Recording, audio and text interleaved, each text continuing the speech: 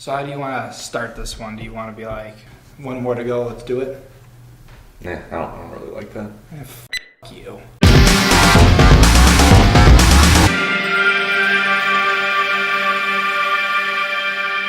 Hello everybody and welcome to 2M Football. I'm Matt. And I'm Mike, still here. Yeah, we're here, I think. And we are finishing our AFC East journey with the fourth and last place team, the New York Trainwreck. You said that wrong. I think it's the New York Jets. Is that their official name? Oh, is that what they're legally called? Yeah, the Jets were a train wreck this year. They're 5-11. They weren't really even the kind of train wreck that you want to watch, though, because it was just kind of painful. In my opinion, obviously all of this is just our opinions, but they're getting old on both sides of the ball, and they don't have a whole lot of up-and-coming stars on the roster. They're on the verge of going like this was a very heavily struggled year, and forgive the noises in the background. Somebody decided today was construction Someone day. decided to do construction in 20-degree weather in Chicago. So I'll do my best to cover that up. But they're struggling to the point though that they're gonna wake up. It's gonna be the next season, and their players are 1 foot in the grave, one on a banana peel. In the grave, they're not that old. But Well, the grave in terms of career-wise. I think, yeah, I agree, and I think they're on the verge of a major rebuild that's gonna have to happen soon. And we could see things get even worse for them before that actually happens. And as long as they know this is coming, the organization understands. Like a rebuild, 3 or 4 years of a rebuild, you're never going to be well, but you have to understand everybody's on that page. Mm-hmm.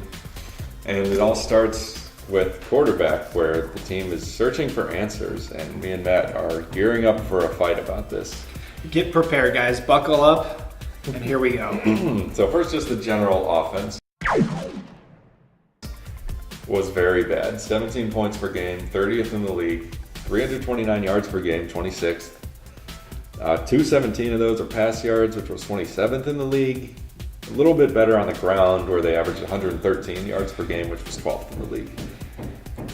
And now it is the official. I jumped the gun earlier. Here we go, yeah. Now we're starting. Now we're taking battle stances. We'll start with the starter from last year and the previous year, Ryan Fitzpatrick. And that would be... I'll kick things off here. So in 2015, Ryan Fitzpatrick had a really good year. He threw for 3,900 yards, 31 touchdowns. But after that, there was kind of a standoff in contract negotiations for a lot of last offseason between him and the Jets. He wanted more money than they wanted to give him. Eventually, of course, the Jets ended up caving and signed him to a 1-year, $12 million deal. And then he screwed them. Well, be a little bit more blunt than that, Mike. He went on to have one of his worst seasons ever. 56% completions, just 2,700 yards per game. Or that'd be a lot. 2,700 total yards, which was 193 per game, which was even lower than their season average. 12 touchdowns compared to 17 interceptions, which is the worst ratio of his career. And he's 34 years old. He's got age on him, and he shows it. He was showing it this year. And here's my stance. Obviously, we got Mike's stance of he does not like Fitzpatrick. I'm a little bit anti. I'm not denying that he needs to move on from the Jets, but I'm defending the fact that he's a better quarterback than people give him credit for. And these stats in your face would say, how would you even consider taking that stance? Ryan Fitzpatrick, with all cylinders fired, with everything working well, and the receivers helping, had an amazing year last year. So I can understand why he wanted more. But I think what Ryan Fitzpatrick's goal was in this team was for them to transition quarterbacks. That's the only reason you hire a veteran quarterback as your starter, especially a 34-year-old or 33 in his case last year. Right, being signed to a 1-year deal is evidence that they're not looking at him long-term, obviously. Right.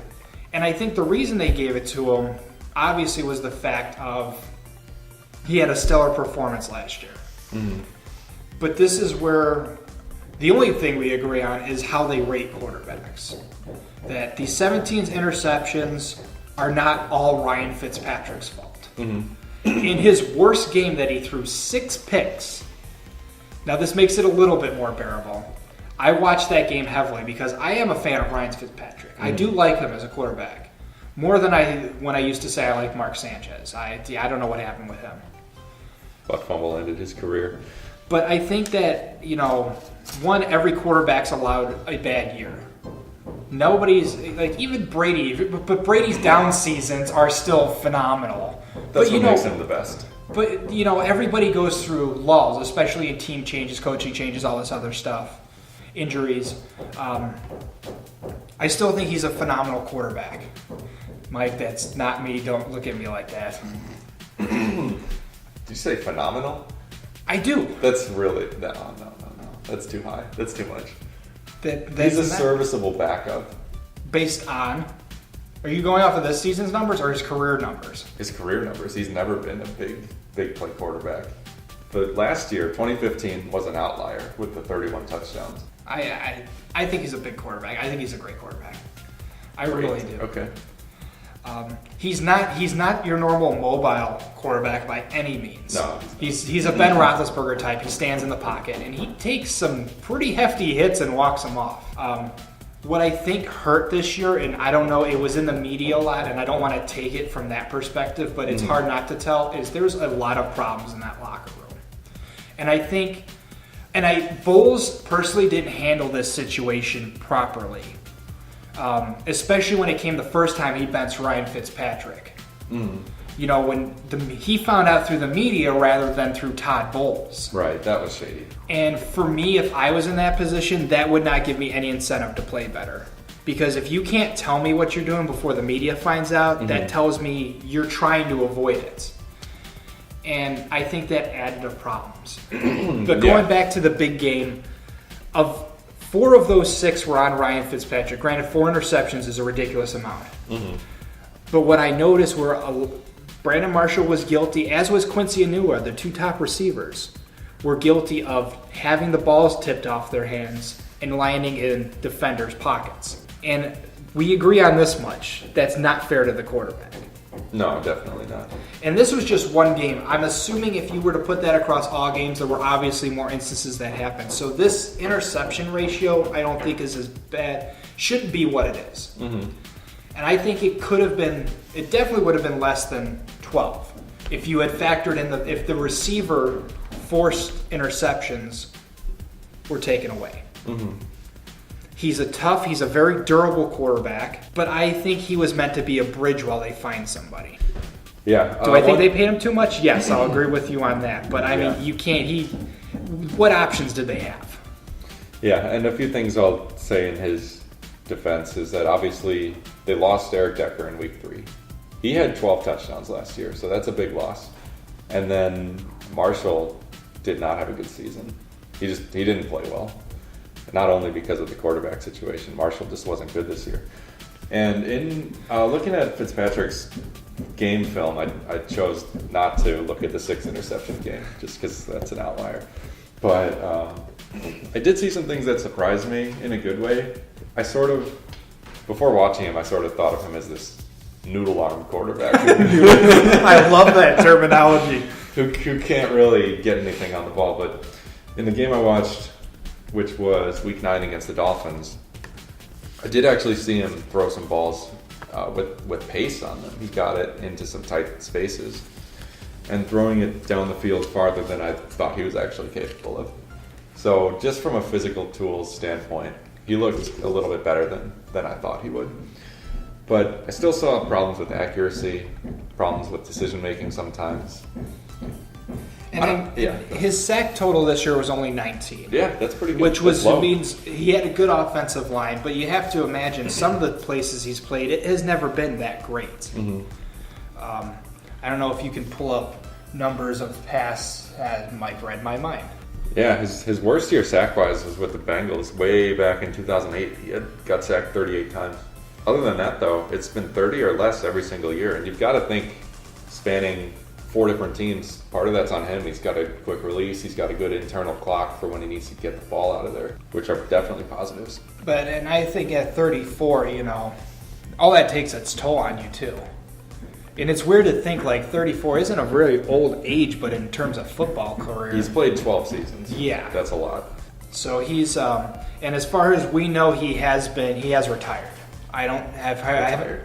Yeah, I think he said this was the last game he played with the Jets was his last game.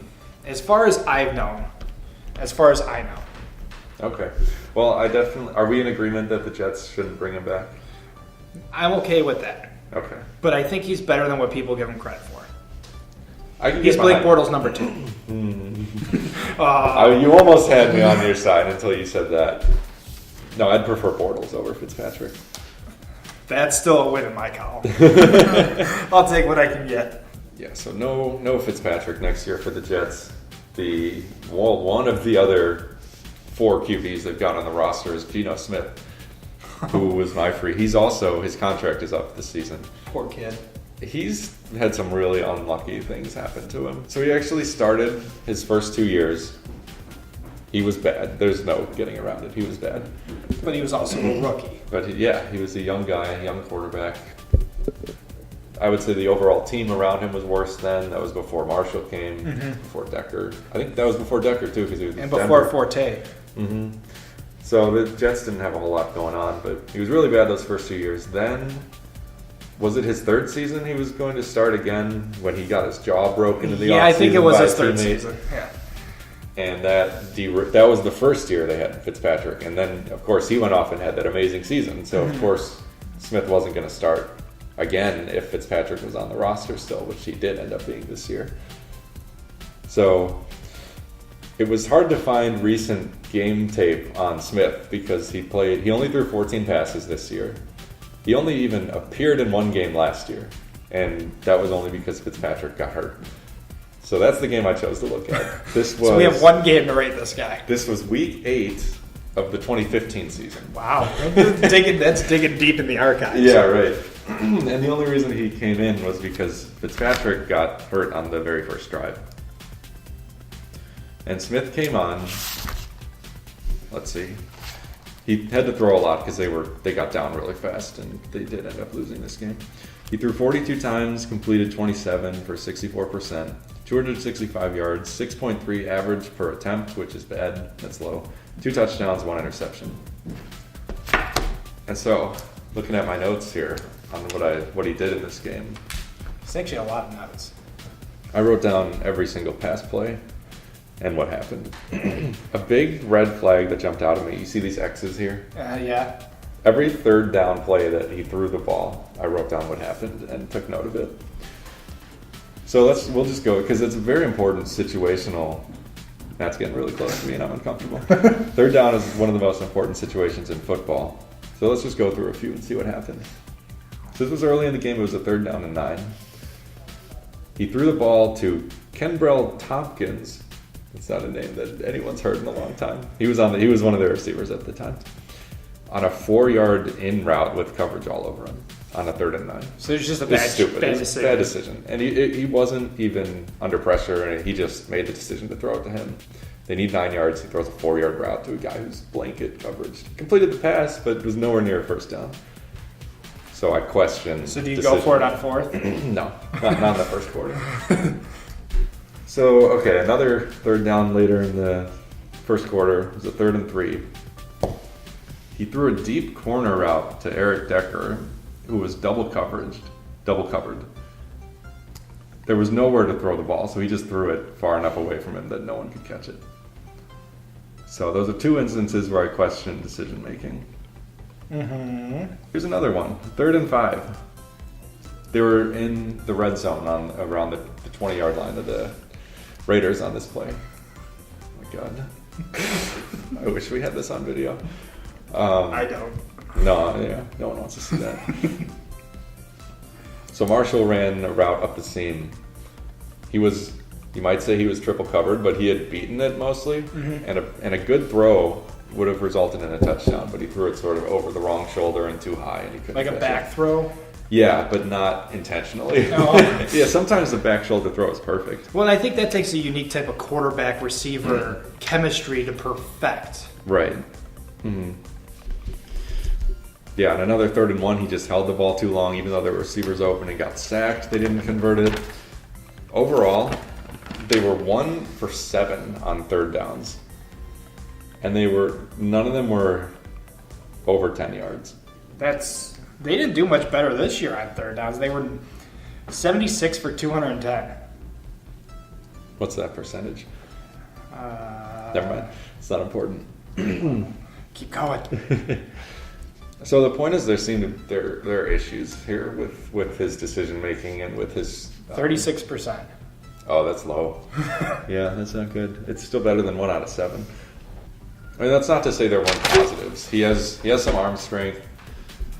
I just don't think he's ever had a true opportunity. Mm-hmm. I mean, the poor guy's had, unfortunately, you get your jaw broken, and I think we agreed over this. It was like over headphones or something. Yeah, by it a was teammate. over a pair of headphones by another NFL player. Yeah, it was really silly. And then this year I was actually sad when he got hurt.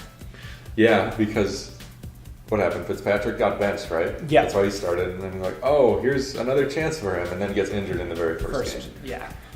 So you throw 14 Just passes, sad. and then your season's over. Yeah.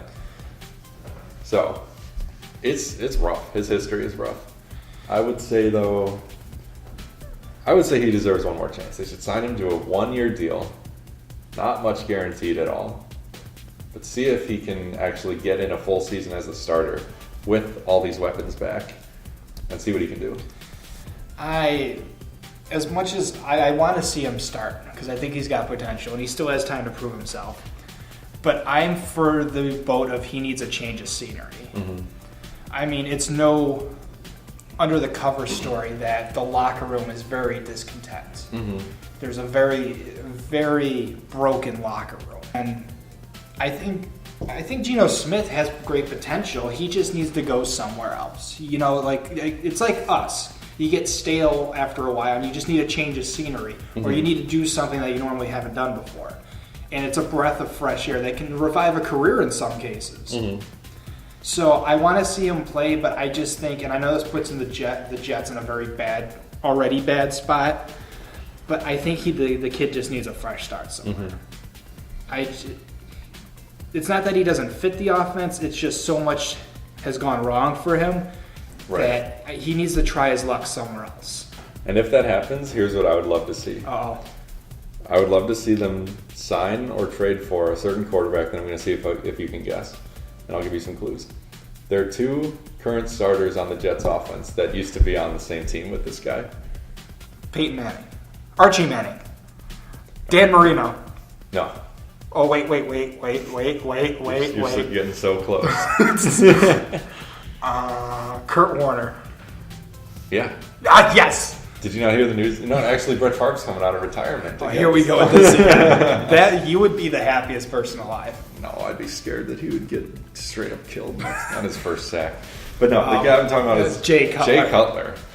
Because obviously the Bears are looking to get rid of him, whether it's through trade or just cutting him, which I believe is what will happen if they can find someone to trade for him. And the other guys I was referencing are Matt Forte and Brandon Marshall. Yep, those 3 were a pretty good trio here in Chicago. They were. They've got some age on them, but that doesn't mean they can't re-click. And that would be just kind of funny, kind of cool to see, but I really think it might be. And what it does is Geno Smith leaves New York. It gives him a fresh breath of air. Mm-hmm. We're clearly here in Chicago looking to get rid of Cutler, mm-hmm. which would give him a breath of fresh air. Breath of fresh air. Thank you. We talk this is what we do. It's been a long day already. And I think it might be what these players need. Mm-hmm. I would even give him, because obviously our quarterback situation in Chicago is just as messed up. Mm-hmm. He could even take a shot here.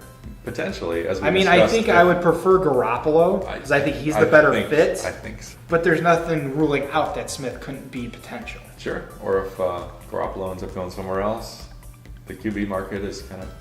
actually, there's a lot to talk about there with Romo being on the market. But anyway, we'll get to all that later. Okay, so we're saying definitely no Ryan Fitzpatrick. Could go either way on Geno Smith.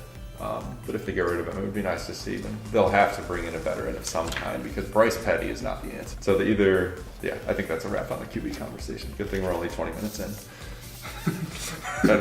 Running back, they got Matt Forte through free agency last season. And his production dipped a little bit with 3.7 yards per carry, but he's still at 18 800 yards and 7 touchdowns.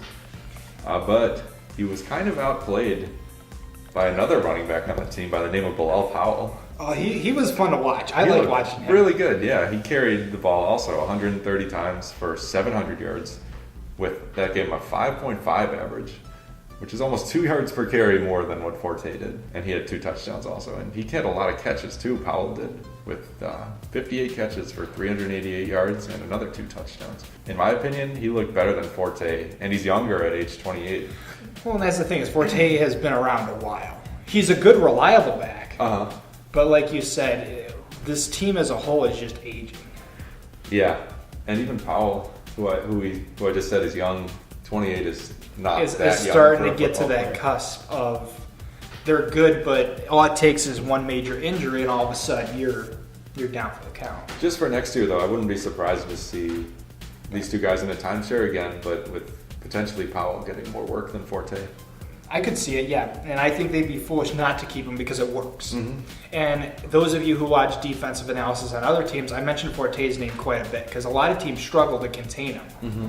You know, his age shows because he doesn't have that speed, but he's got the east-west and shift movement that, makes it tough. Yeah.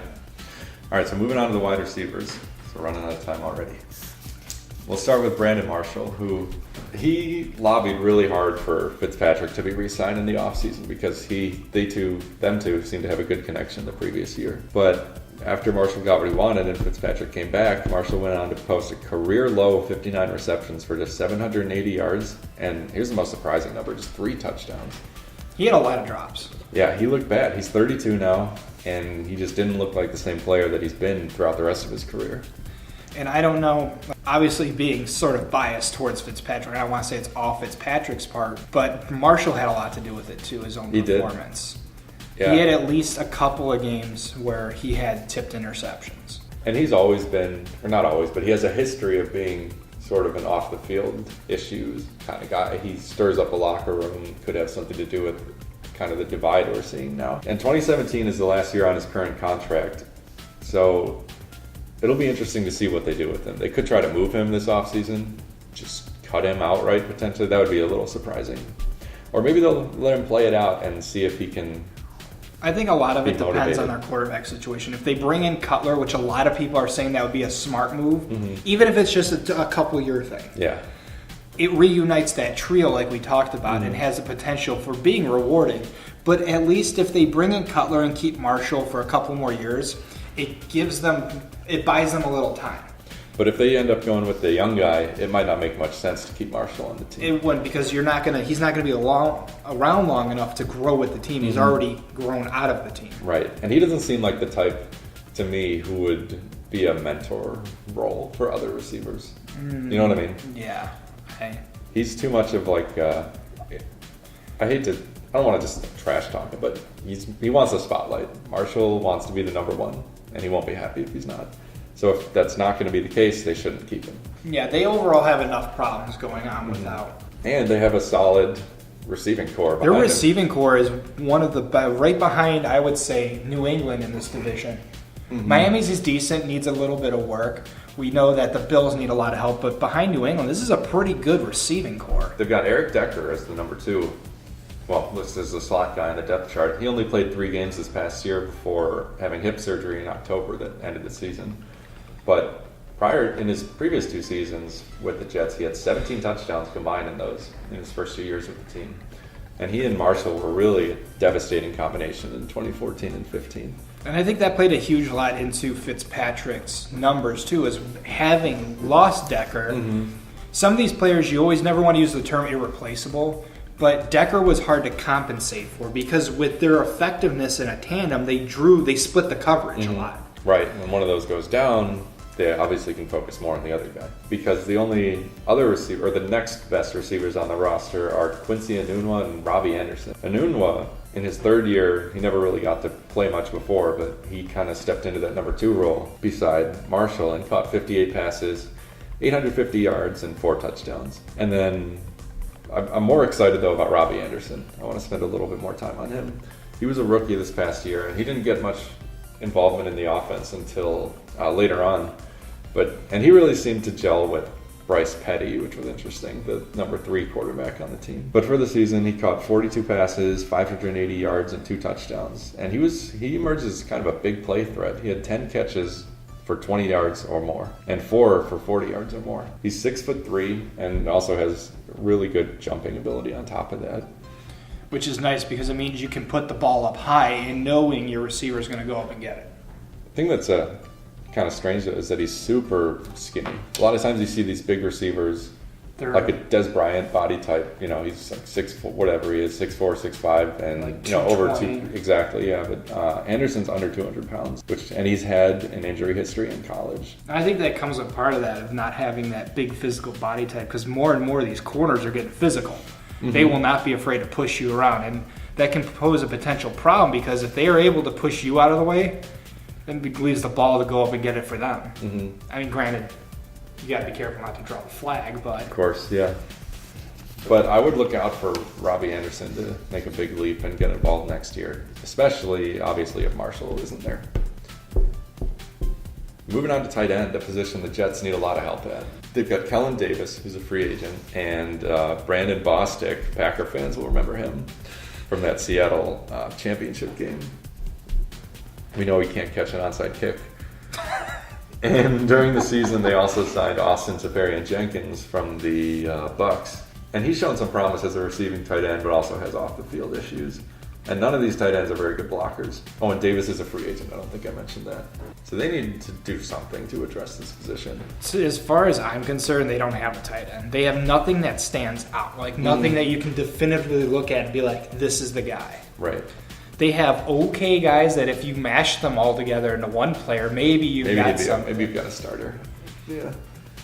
But it's like they have pieces, but they can't get the whole thing together. Mm-hmm.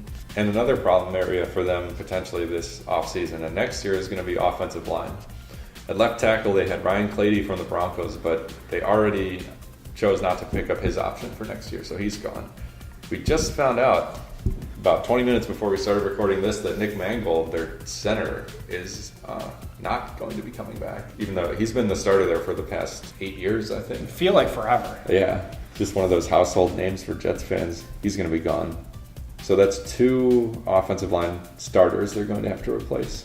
So offensively, I'd say the draft needs to address tight end and offensive line. Maybe take a quarterback in the late round, see what... If there's anything good, if they can pick up something. I still think they should grab Cutler since it's not a quarterback-heavy market and have him tie him over for a few years. Yeah, I forgot to mention that they drafted Christian Hackenberg last year. Who? He's a quarterback. Is he on my roster here? Oh yeah, there he is. And he's another guy who's not even, I don't even have stats on my official stat sheet for him. So as far as I'm concerned, he doesn't have those. Yeah, he came out of Penn State. Thanks for that lead-up music. I hope everybody caught that game reference. So they already, between him and Bryce Petty, they've already got 2 young guys that they'd like to develop. So I'm going to rescind what I said before. They shouldn't draft another quarterback. I still think they should grab, while they're molding these guys, Cutler. Yeah, I agree. As much as I don't like Cutler here at Chicago, I think this is a team that he could go to and actually do something. I'd love to see him play for a different team. I just love to see him anywhere but here. So now that we've talked for a half hour about the offense. We knew that was coming. Yeah. Okay, so the defense, I won't take as long. Defense! Better not, otherwise we're going to be here. Actually, I don't have much to say other than this whole entire defense needs revamping. I don't care what the numbers say. Once again, I'm not going to state the numbers because I'm going to put them up here. There they are. Hey, wow, thank you for that. And it's only because we're short on time. I don't know. This whole defense needs to be rehauled. I don't know. It's just they were supposed to be this phenomenal defense, and as poor Mike, past they have been. And as poor Mike saw, as a fantasy owner for the Jets defense, it bit him right in the butt. This is another part of the team that I would say is getting old. They've got these guys. Sheldon Richardson, Muhammad Wilkerson, they've been around for a while and they've been good players. But they're getting up there a little bit. Leonard Williams is a guy they drafted recently, but he hasn't amounted to too much yet. He is a starter. I watched a lot of things where it came down to, in the first half of the second quarter, they had a lot of them struggling with the run. They got better as the game went on, but initially, the first, and this is what I read as a coach, you never want to score on your first drive, and the reason for it is you're feeling out the scheme and how they're playing. So you're those big cards and placards coaches are holding, they're trying to call to see how they counter the plays. Because in return, what you do as an offensive coach is you adjust. Right. But if you score on the first drive, you really haven't tested anything. You happen to call all the right plays. And what I noticed is the first quarter and a half, they would struggle to stop the run. They wouldn't allow a running touchdown, but there would be a lot of momentum going the team's favor, usually resulting in field goals. So eventually they were able to do something. Yeah. But a team could easily exploit that and get ahead, despite the fact that they ended up ranking 11th overall. In yards? Yeah, and rushing yards allowed. Oh, okay. A huge problem, and this is a reflection on Todd Bowles, who's a defensive-minded coach. I didn't like their blitzing. Against Seattle, which their offensive line had so many woes this year, and Russell Wilson wasn't mobile at the beginning of the year. Right. You would have thought this would have made a perfect, like bait for sharks. But when he would call the blitzes, they'd get burned badly. And which I was surprised about, because I thought that for sure that they would have just eaten that up, and Russell Wilson would have been on the ground more than what he was. Right. But the biggest thing I saw overall was a struggle in man-to-man. They weren't as physical, and maybe it's because it's aging. They weren't physical. If a receiver was caught in stride, and this is difficult for even the youngest cornerbacks, they're difficult to catch. But it seemed like they struggled in pursuit. And that's something that you can't have a defense do. Your defense has to be able to pursue and secure tackles, and I didn't see it. Big part of that could be a guy named Revis. I'm sure anyone who follows the NFL. professional sports stuff, professional sports sites. Sure. He's been all over lately due to some off-field issues. We won't go into horrible details or cover a lot of it, but I'm going to give you. Mike was kind enough while we were exporting audio here to look up some stuff, and I will give him the honors of reading it.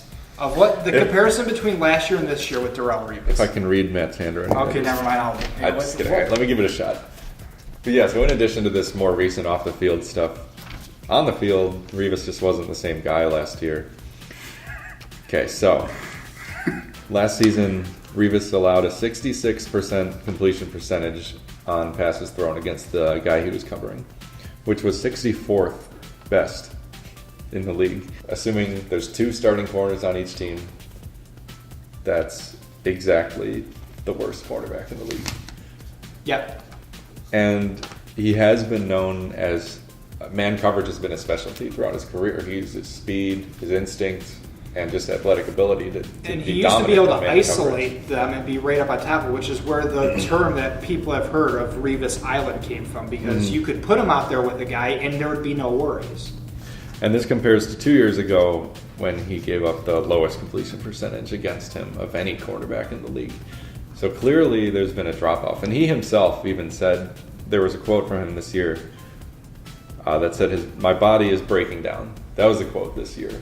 And he seemed, at the time, himself almost resigned to the fact that he's almost done with his career.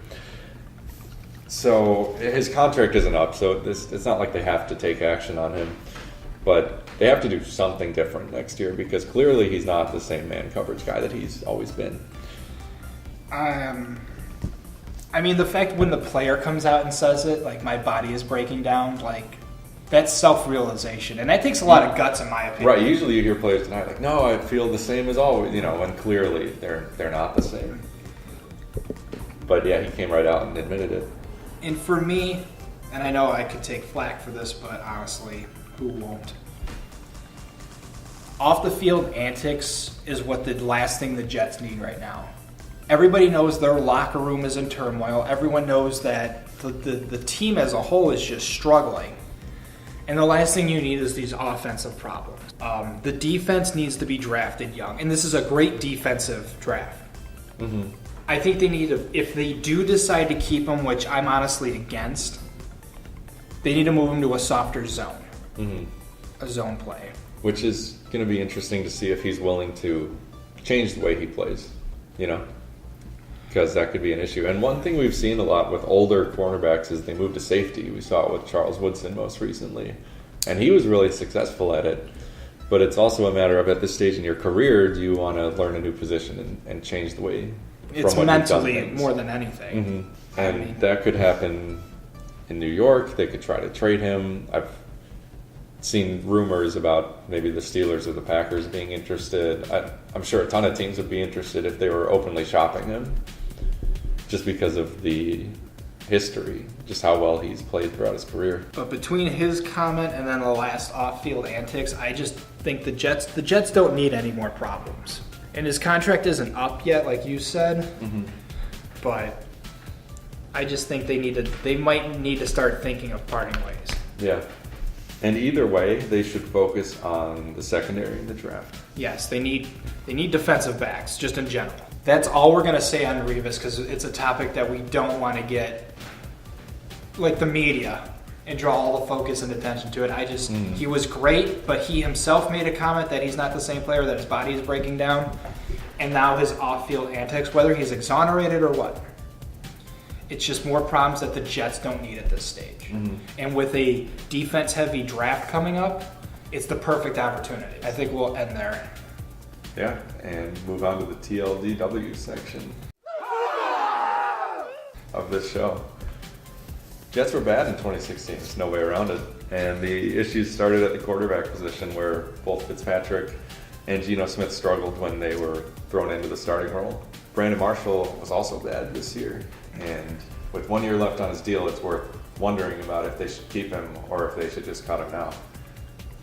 I think for that, since he has 1 year left, bring Cutler in for a 1 year deal and see how the three work together.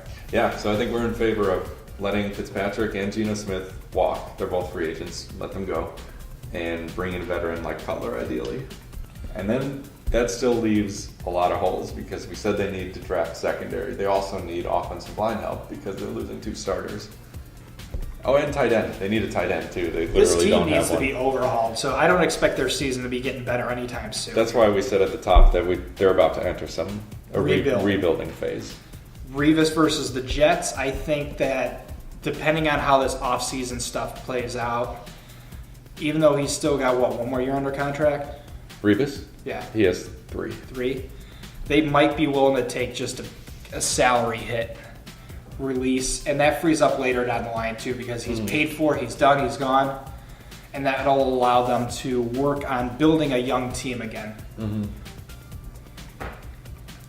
But I think it was smart for them to retain Todd Bowles. Yeah, I think so too. I mean, granted, the defense struggled. They didn't struggle terribly, and they need some work, but I think the coaching staff change is what hurts a team more than anything. So I don't expect the Jets to make tons of progress next year, but I do think that they're entering their rebuilding phase. Yep. And I think that about wraps up our topic on the New York Jets and our AFC East venture. Woo! It was an exciting trip. It was good, yeah. Thank you guys all for being a part of this. Down in the description below is a link to our email where you can contact us with anything and everything you could think of, questions, comments, topics you'd like to hear us talk about when we break down these teams. Also, our Twitter handle. At 2M_football. Underscore is crucial. Otherwise you won't find us. Leave your comments below. What do you think of the whole quarterback roulette going on here in New York? And what's your opinions on Marshall, Revis, or even the fact of bringing Cutler in? Let us know. And don't forget to click like and subscribe to catch up on our next division. Yep, we'll see you guys then. Take care.